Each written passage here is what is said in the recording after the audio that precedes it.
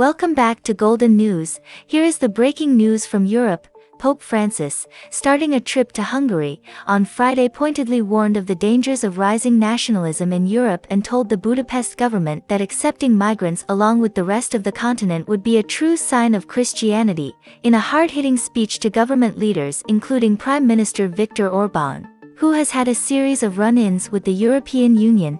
Francis also urged a rejection of self-referential forms of populism and strictly nationalist interests. Francis called for a return to the European soul, envisioned by those who laid the groundwork for modern Europe after World War II, saying nations had to look beyond national boundaries. Speaking on the day that Russia hit Ukraine with the first large-scale airstrikes in nearly 2 months, Francis made another appeal for an end to the war there, calling for creative efforts for peace to drown out the soloists of war. The 3-day visit is the 86-year-old Pope's first trip since he was admitted to hospital for bronchitis in March. Looking cheerful, Francis, who has a knee ailment, used a cane to walk by welcoming dignitaries and children in national dress at the airport.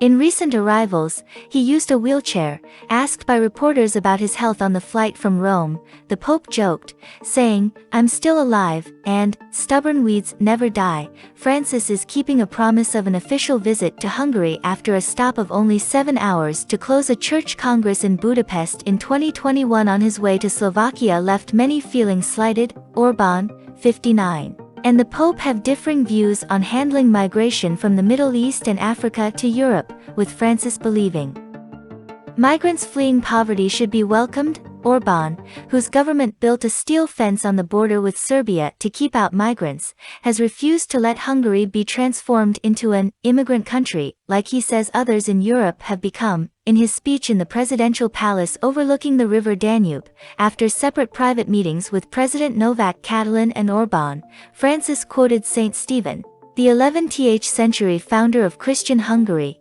"Those who profess themselves Christian, in the company of the witnesses of faith, are called to bear witness to and to join forces with everyone in cultivating a humanism inspired by the gospel and moving along 2 fundamental tracks, acknowledging ourselves to be beloved children of the Father and loving one another as brothers and sisters."